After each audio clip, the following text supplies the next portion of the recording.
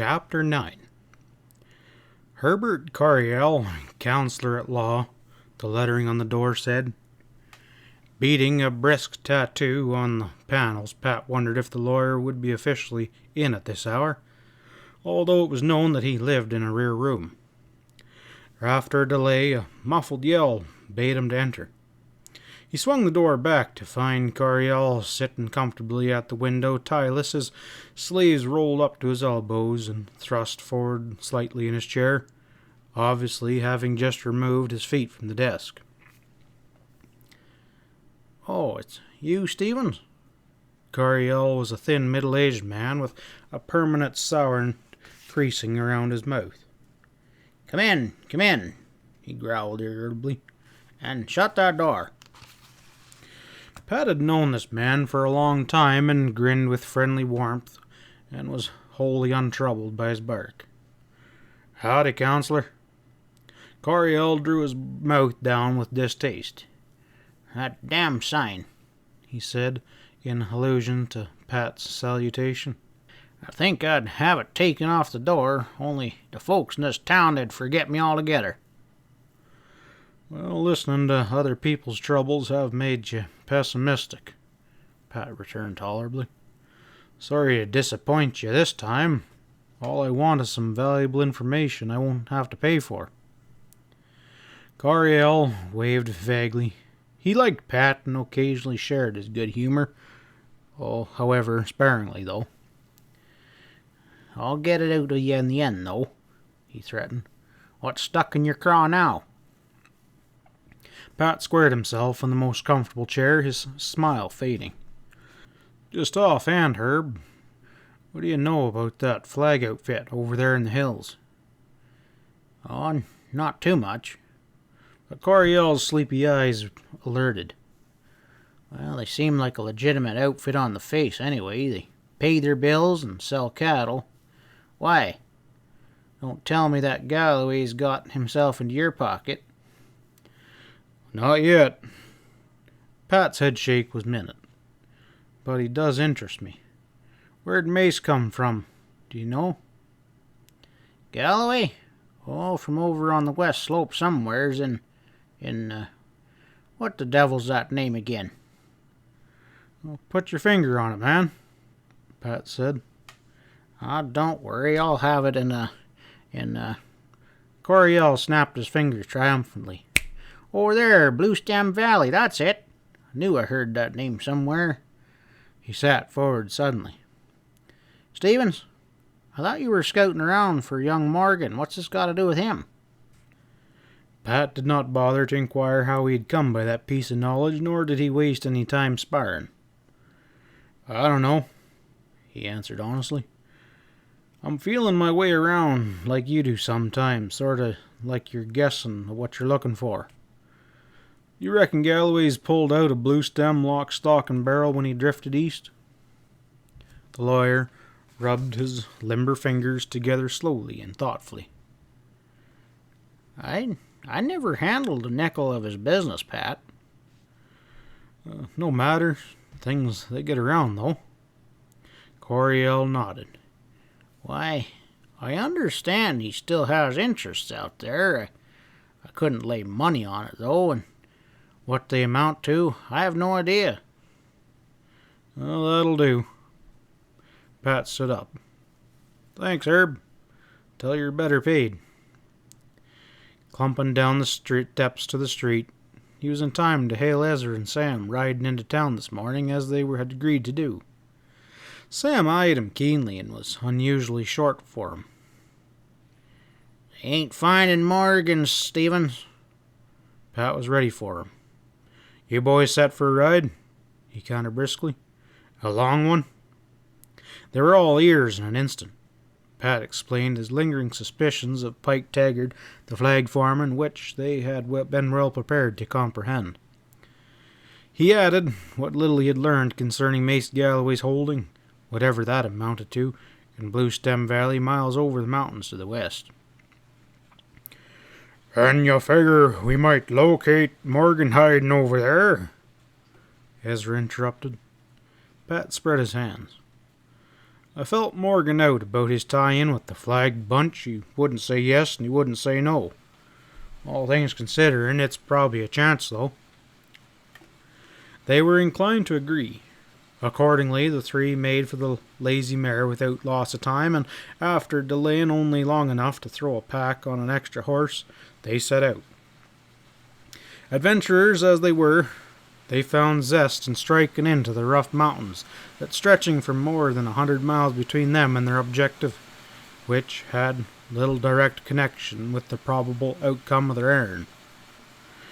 Evening found them far over the Cumbrellas, approaching the little cow town of Ute Gap. It could be that Red's hiding out over there, hazarded Sam.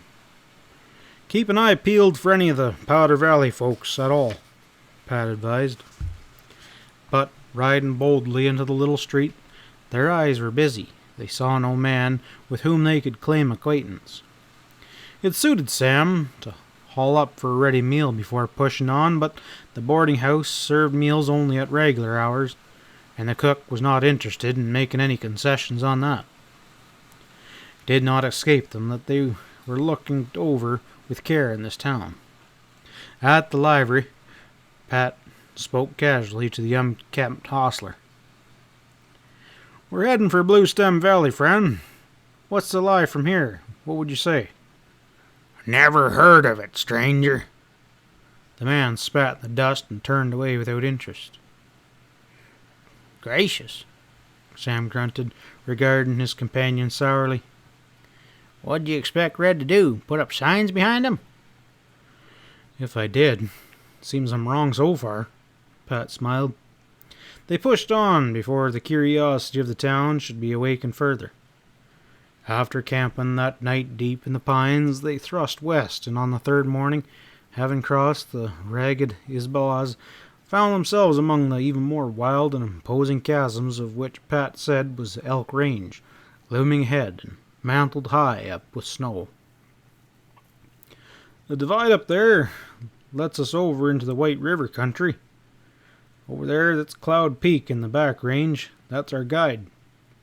I seem to remember that Blue Stem lies fairly close up under the peak. Maybe we could locate it." A vast panorama opened out as they climbed the pass, for they were already at lofty platitude level. Square miles of unbroken pine forest rimmed the flat-topped and nameless ridges spread to the south. They loved this untamed land next to Powder Valley and looked long as they climbed, till the beetling shoulders of the Badger Pass closed in on either hand. Snow clung to the rocky niches, and even the air was wintry. "Sure seems rough and ragged in here." Ezra waved a hand upward. "Great wonder the storms ain't loosed them up, crazy walls, and tumbled them down." The words were scarce out of his mouth when, gazing upward in unison, they beheld a long section of hanging rock and rubble detach itself from the rim almost directly overhead and start its wild plunge down the sheer slope. For an instant they stared in petrification. Then Pat hurled his horse forward, kicking the startled pack horse into motion. "Get on up the trail!" Pat yelped. "We'll be smothered in here. We'll be smashed from tons of rock." The best speed they were able to whip up was no match for the onrushing avalanche. In a matter of seconds, a heavy boulder bounded across the trail 10 yards ahead of them with a ground-shaking thud. "We'll never make it!" Glancing back fiercely at that granite waterfall suspending above his head, Sam could barely be heard in the grinding, ominous rumble. "This way! Come on in here, quick!" They saw him crowd his bronc into a perilously narrow crevice gashed into the opposing wall. There was certainly no time to weigh countenance, and as Sam disappeared from sight, Ezra rushed in after him, cursing as the rock walls banged his bones. Kicking the bulky pack horse forward, Pat was the last one to rub through, and he was only in just in time. The crack of descending rubble mounted behind him in a thundering cascade. 30 feet in, the passage curved and opened up slight. Here, in the blue-gray light, he found his companions. Unable to crowd further, for better or worse, they were stuck in here. "Best get a cover over your face," Pat called.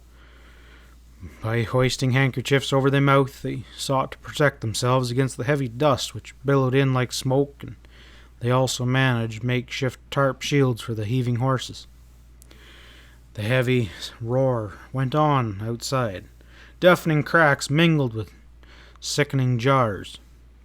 The earth trembled, and they dodged constantly at raw fragments of rock that bounced about their heads in a steady rain. Gradually, the tumult slackened.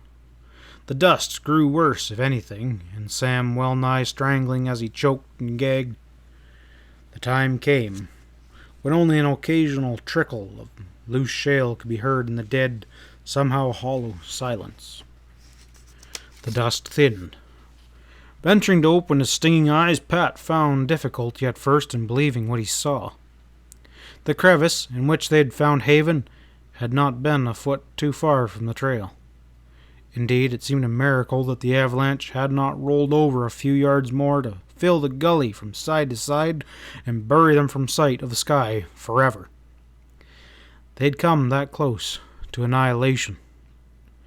Pat stared at the altered walls, a grave abstraction of his dust-caked face.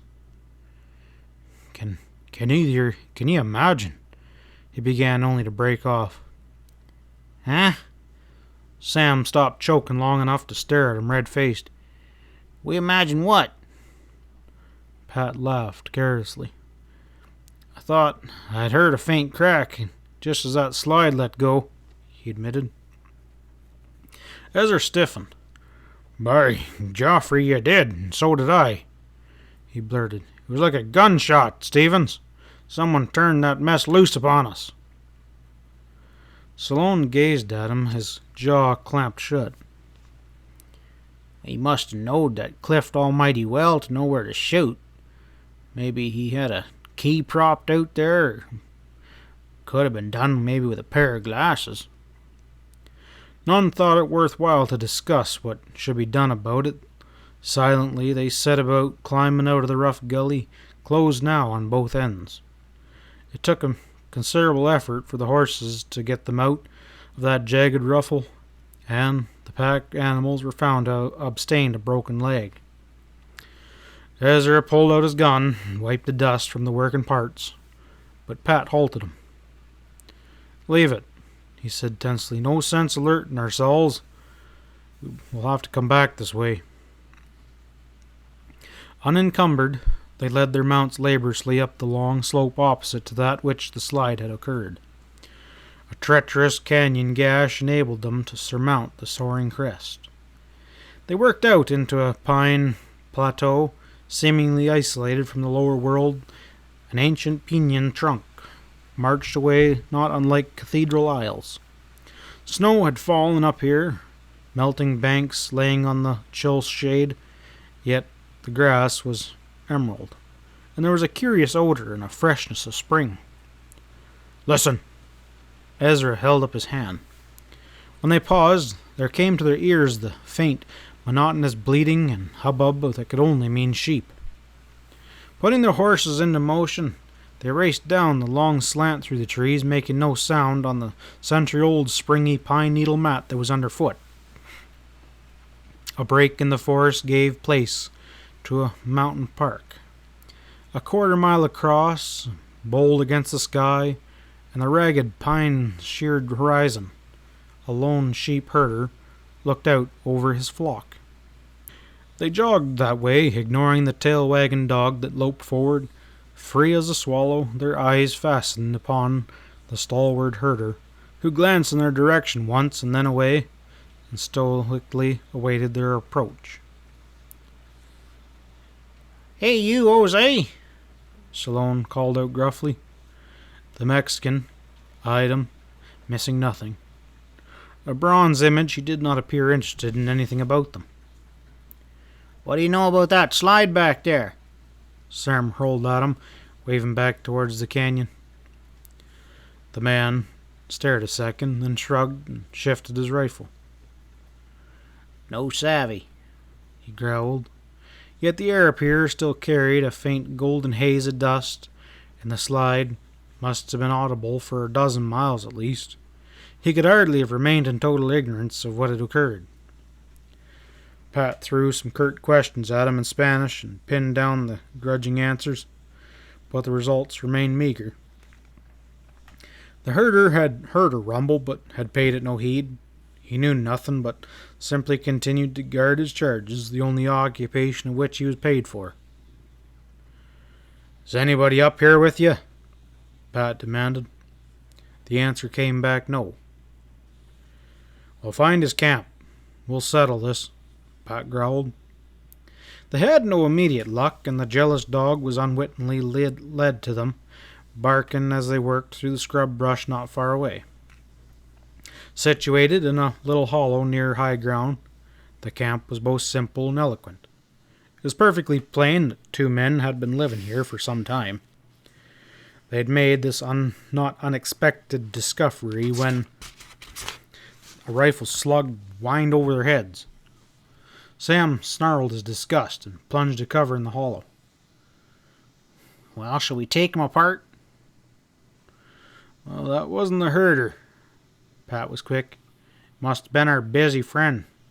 We'll corner him for a little talk." "It'll take some doing on this here mountain," averted Sam, but Pat had noted that the plateau top had not been overly large and fairly regular in shape.